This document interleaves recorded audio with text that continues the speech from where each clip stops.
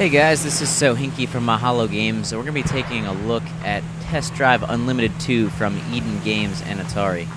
This anticipated sequel offers an experience that is pretty good in a lot of ways, but great in none. While I wouldn't go so far as to call the game mediocre, there are definitely areas of Test Drive that felt lackluster, and in some cases downright lazy. Let's begin.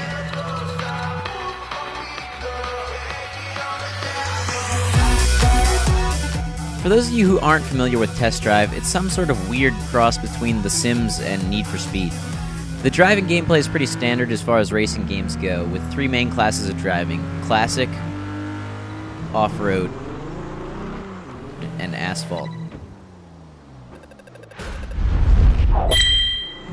They all offer their own challenges in terms of handling your vehicle, and switching between classes definitely helps to change things up.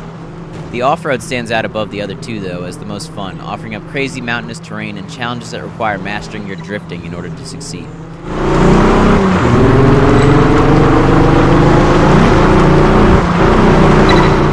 The other two race types, however, feel very similar, with a slight difference in handling. They simply aren't different enough, or difficult enough for that matter, to keep these race types interesting for long, with most races easily won by simply going fast on straightaways and using your foot brakes on turns. I'm not even a regular racing gamer, and I found it way too easy to place first in almost every challenge. For a change of pace, there are other things in the game, like various world events scattered around the islands. While these game types are certainly a nice break from just racing, they end up coming off as the same challenge disguised with different names and slightly different objectives. What they mostly end up boiling down to is either get somewhere in a certain period of time or try not to crash too much. Luckily, when the game gets stale, there is a huge world to explore with various secrets hidden around the island which can unlock new cars, and the more you explore, the more you unlock as far as customizing your character.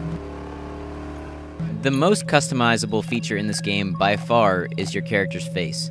And if you watched any of my walkthroughs before, you know I enjoy the art of creating the ugliest monstrosities you can possibly imagine. If you really get bored, you could even create your own mini horror film. Why would anybody want to look like this? Listen to the disturbing undertones of this scene when we add some spooky music. Right. Let's look at this more closely.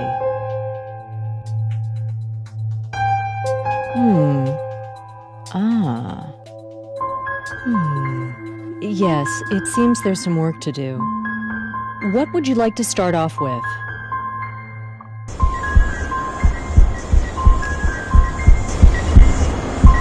Okay, let's go. Anyway, back to the review. Basically, everything wrong with this game can be boiled down to one word: details. They took the time to create an immersive free-roam multiplayer experience, but it's often difficult to connect to the servers.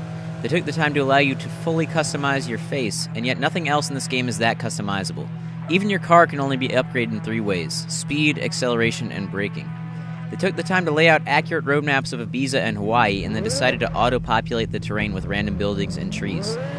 Take a look at this scenic view of Hawaii. You are driving wrong. Now take a look at the actual view. Details. They took the time to create different world challenges, and then you end up interacting with the same character for each different type of challenge. Hello, would you please drive me home? Hello, would you please drive me home? You're even arrested by the same officer every time you get arrested in chase mode.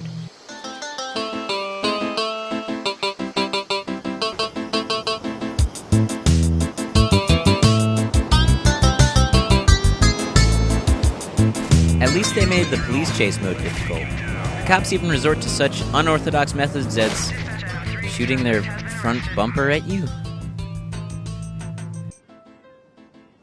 You can get into insanely violent automobile accidents, but the only thing that seems to take any damage are bumpers and windows. Details. I'm not saying that this game is terrible because it isn't.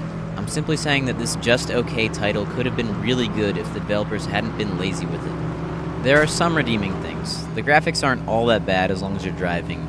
The sound is solid if we're not including the voice acting. And the amount of exploration you can do provides endless hours of gameplay for someone that is hunting for 100% completion. But these pluses are simply overshadowed by the image that you get of what this game could have been if Eden had spent just a little more time on the details.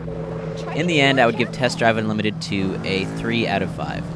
Definitely worth renting if you're a racing fan, but not worth the $60 you'd spend to add it to your collection.